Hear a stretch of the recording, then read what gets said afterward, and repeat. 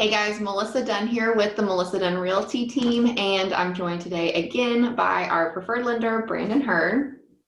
And today we're going to talk about down payment assistance programs.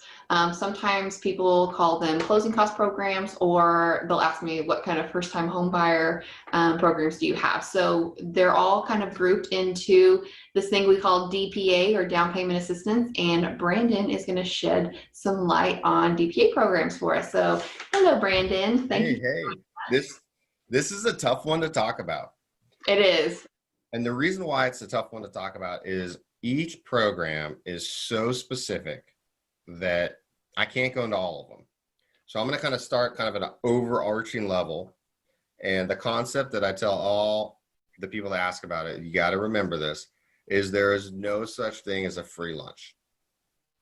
So there is no scenario where any of these programs will actually give you free money, right? That doesn't exist.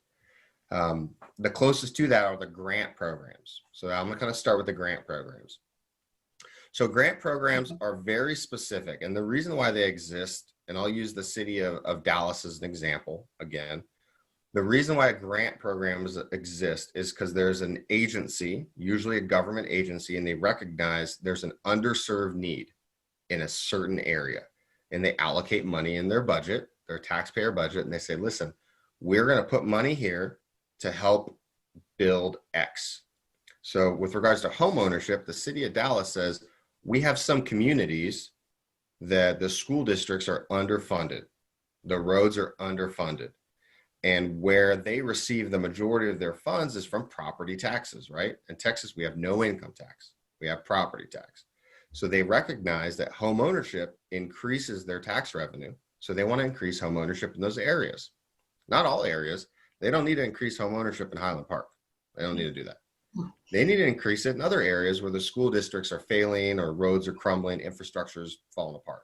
So what they say is, listen, you buy your home in this area and you live there for 10 years, we're going to give you 10 grand. Pay for all your closing costs and then some. That's not a bad thing. So the way that I tell my clients with this is, don't think that that grant is a bad thing. Now, if your kids are 7 and 8, and I had a family that had a special needs kid, and it was very important that they got in a certain special needs program in McKinney ISD. That's the option, that's not available to them. Mm-hmm. But there's a wonderful thing that happens when you buy in a community that is currently being redeveloped, and schools are being fixed and roads are being fixed. Home prices go through the roof, right? So there's a huge opportunity to gain wealth, right? And so that is not a bad thing. You just need to understand the pros and cons of it. So if you lived in it for 3 years and tried to sell it and get out of it, you're going to owe that money back to the city of Dallas. You didn't fulfill your end of the bargain. Yeah. So any sort of grant program, and cities have different ones. There are grant programs for foundations. Just know that there's going to be a catch to it. So when you're having that loan consultation with your lender and you're asking about that, your lender may ask even more questions. Like, tell me about what you've done before. Tell me about the areas you want to live. They're going to try to get more personal. And what they're trying to do is they're trying to figure out what type of grant options may be available to you. Right? That's what they're trying to do. And then what they should do is educate you on not just the great thing about it. If all you hear is the great things, that should be a red flag, right? It should be like, what's the catch here? They should educate you on the pros and the cons. Kind of the second bucket are the really heavily marketed programs like T-Shack or Seth or the Veteran Land Board. Those are very specific kind of pools of money. That it's not public money, it's private money usually. So like maybe like 7 banks came together and said, hey, there's an underserved need and it's teachers. And teachers need a big down payment assistance, or it's veterans, whatever that may be, right? Mm-hmm. They created a program and they market the heck out of it. And there's nothing wrong with it. You just got to understand, if you take money, and almost every lender can do these, so they're not like lender specific. Mm-hmm. But if you take money from me, so Melissa, if your interest rate right now is 2.5%, if you go into T-Shack, now your interest rate is 3.5. And I'm going to give you 5 grand. So is that good or bad? Well, it's not necessarily good or bad. If it gets you in a house, it's awesome. Do it. So if I give you $5,000 and that's your hurdle to get in a house, you're in a house now, it's phenomenal. Now, in exchange for the $5,000, your monthly payment is $70, maybe $50 more a month because you have a higher interest rate. So over the next couple of years, the bank's going to get their interest back on the money they gave you. Right. So it's kind of a this for that program. Again, not a bad thing. So if your lender's asking you questions, hey, are you a social servant? Are you a firefighter? Are you a nurse? Or this, it's because they're trying to figure out, do you fit into any of these marketed buckets, these pools of money that are set aside for teachers, firemen? There's a Homes for Heroes one. There's tons of them. If you're interested in them, let your lender know, right? In the loan consultation. Some of them, credit score is important. Some of them, it's not. But your lender will go over them with you in pretty good detail. To answer your question? Yeah. Good job. Okay. Yeah, there's a lot of them out there. Just make sure you're aware and you read the fine print, because again, there's no such thing as free lunch. But above all that, if you can get into a house and be a homeowner, it's gonna be worth it. It's worth it. Yeah. I would take it. Awesome. Well, I think that you've answered all the questions that I had, honestly, in that your little spiel. I got a personal one then. Okay. So here's my thoughts. So like most first-time home buyers, when my wife and I went to go buy a house, we didn't have the big down payment. Mm-hmm. I was not interested in taking a higher interest rate.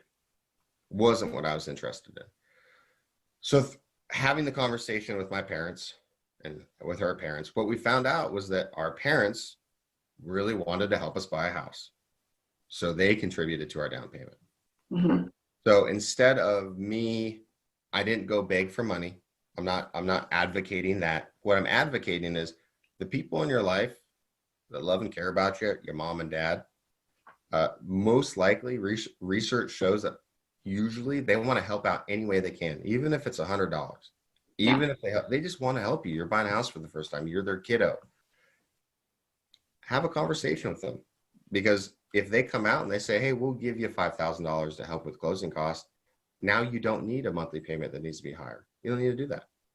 Right. You can avoid that program altogether, and you can stay on a normal program where you're still going to get the lowest monthly payment, right? And you can go through that process. Now, go ahead. Oh, sorry. I was going to say, I think also with the course that we're doing, and if, our buyers do use some of our preferred lenders and inspection companies, and, I'm crediting money towards closing costs also for the people who complete our course, for us, it's having an educated buyer that makes the experience easier for them and easier for us too, right?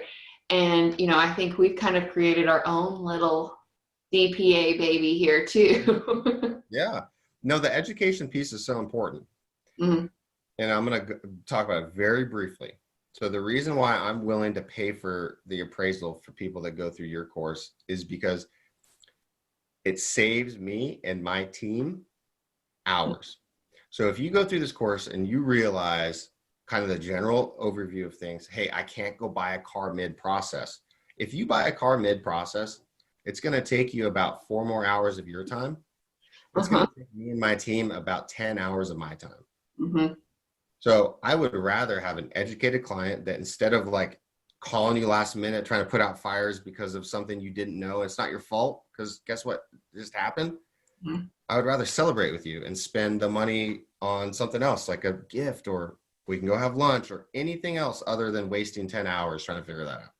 Right. So lending's like super particular on some things, and that's one that they're very particular on. So the education piece is huge.